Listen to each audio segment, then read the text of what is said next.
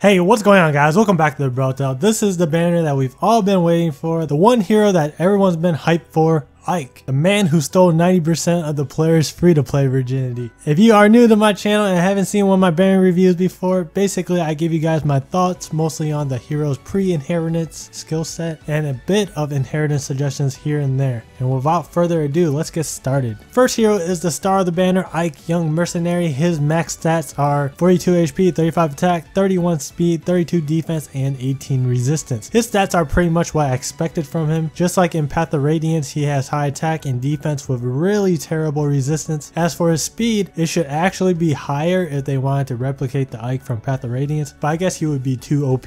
For you new Fire Emblem guys, Ike isn't this slow ass guy like he's portrayed in Smash Bros. He's actually pretty fast, but let's stop talking about other game comparisons and stick with Fire Emblem Heroes. Even though Ike's resistance is so garbage, he can still survive one round KOs from most mages out there, except for Tharja and 4 blue mages, which are Lindy, Spring Lucina, Alwyn, and Reinhardt. Best IVs for inheritance are positive attack and speed, with the negative IV being resistance. Positive defense is not that bad, but attack and speed are the top 2 that you should be looking for. His resistance is so bad that negative resistance doesn't change the outcome of both matchups versus mages or dragons. His weapon is the legendary Ragnell. It'll boost his base total attack to 51 and 54 with plus attack IVs. The effect is basically a built-in distant counter effect. It enables counterattack regardless of distance if this unit is attacked. I mean, this is just a powerful effect. It's one of the main reasons why Ryuma and some of the Manikeets are so strong. I can't one round KO too many ranged enemies on the counterattack except for some red and green mages, but you can combo this weapon effect with something like Quick Riposte or Vantage to get the most out of it. The other option is of course Brave Sword Plus, but I don't see a reason to get rid of Ragnell. His specials are Aether and Luna. Aether's effect is the combination of Soul and Luna. It ignores armor and recovers HP equal to half of damage dealt.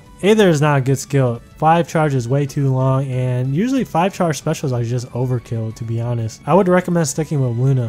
Heavy Blade is the new A passive. It basically reads, if Ike's attack is greater than your foe's attack, Ike gains 1 more special charge every time he attacks. So when Ike gets hit, he still only gets 1 charge. He only gets 2 charge when he attacks. Now, is it good enough to use Aether or any other 5 charge special with this skill? I don't think so. I think 3 charge specials are the most ideal for this skill. In cases where Ike doubles the enemy, he's going to always proc on the second hit. Like imagine comboing Quick Riposte and Luna with this skill, Ike turns into a counter-attacking god. Here's the results for neutral stat Ike. 93 wins, 9 losses, and 22 draws when counterattacking with Quick Riposte. Let's say you have a plus attack Ike, 100 wins, 9 losses, and 15 draws. There are also other options for the A slot. The 2 are Fury and Life and Death, but I would only consider giving Ike Life and Death if he had a plus speed IV. Swordbreaker is his B skill. This skill is another reason why Luna is better than Aether. It pretty much guarantees a 3 charge proc versus sword types with Heavy Blade. Excellent skill for an average speed hero like Ike.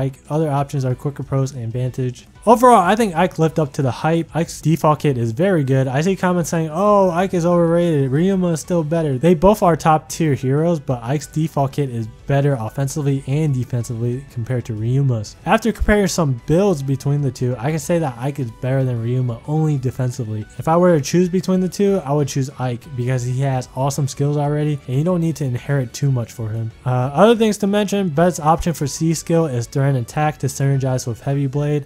Notable skills as a 5-star unit is just Heavy Blade, as he is the only one that has it. Should you pull for Ike? Well, you guys will pull for him regardless, but definitely. He's the best in the banner, of course. Even if you have a good red hero, I promise you this guy will be a better replacement. Ryuma is the only debatable one. Question for you guys, let me know who you guys like better as a character, Ryuma or Ike? For Hoshido or I fight for my friends. Next up is Soren, shrewd strategist. His stats are 36 HP, 33 attack, 33 speed, 17 defense, and 29 resistance. His stats are similar to Nino's, so I'm going to do a lot of comparisons between the two. They both have the same base attack with slight differences in the other stats. He is a little bulkier than Nino as he has a little bit more HP, defense, and resistance, but is still worse defensively than Nino because of the speed difference. Best IVs for him are plus speed and minus resistance. He's got great stats for for a blade build, but you would have to inherit a blade tome from Nino, and she just does it way better. His weapon is Excalibur, is a vanilla tome that has 13 might. The devs need to come out with a new mage tome because mages only have 2 tomes to choose from, either blade or raven.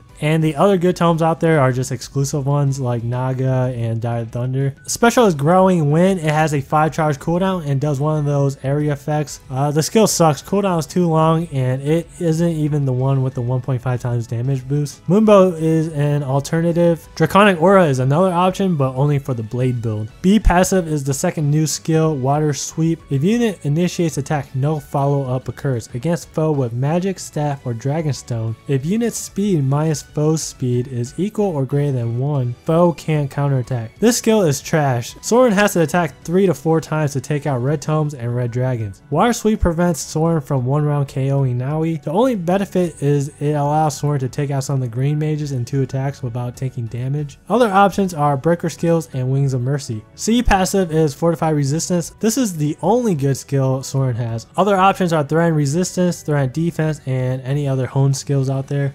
So Soren's stats are decent but not impressive. His default skills are just horrible. It's kind of disappointing because he's such a cool character. He has no notable inheritable skills as you don't want Water Sweep on anyone. Should you pull for Soren? Only if you don't have a decent green mage at the moment. The chances of pulling him in this banner isn't that bad, so if you need a green mage, here's your chance. Otherwise, he's just a mediocre unit and is a worse Nino. If you want to talk arena and the meta, then Julia is even better. I'll put him as second best in the banner. Next is Titania, Mighty Mercenary. Her stats are 37 HP, 28 attack, 34 speed, 25 defense, and 30 resistance. She is essentially a green version of Sully. Very low attack, low HP, high speed, and decent resistance. She's not going to be an offensive hero, obviously. Her role is more of a supporty slash tank on a Horse Emblem team. She basically stole Gunter's job. Best IVs for her I think are going to be plus speed and minus HP. Her weapon is Emerald Axe. It has 12 might and has a built-in triangle depth effect. It's perfect for Titania who has low attack. She has decently high resistance, so she's going to become a real threat for all the Reinhardt users out there. For more damage, give her a Silver Axe Plus. Passive A is Armor Blow. Grants 6 defense during combat if unit initiates the attack. Not a good skill on her. You want something that benefits her on both ends. Fury would be perfect as she benefits from those extra stats. A more offensive approach is Life and Death. If you decide to use a weapon other than Emerald Axe, then Triangle Depth is great as well. Passive B is another new skill called Guard. If unit's HP is greater or equal to 80% at start of combat, enemy is inflicted with special cooldown charge -1. I'm pretty sure this skill sucks. HP requirement is too high and the rest of the effect isn't that useful. She is better off using Axe Breaker or Renewal. Yeah, so Titania is an okay hero, even though she has Sully's stats and Sully sucks ass. You gotta remember that Sully is a blue type which has Reinhardt, Owen, and Ursula. The green type only have Freddy and Gunter. Titania doesn't compare well offensively with Freddy, but she can tank physical and magical damage to a decent level. That just makes her a good replacement for Gunter as a supportive tank on a Horse Emblem team. Should you pull for Titania? Only if you have or plan to build a Horse Emblem team. By herself, she's not that great. The only thing I like about her is her artwork. It's probably one of my favorite artworks in the game. I'll give it a 11 out of 10, and I'll place her as third best in the banner.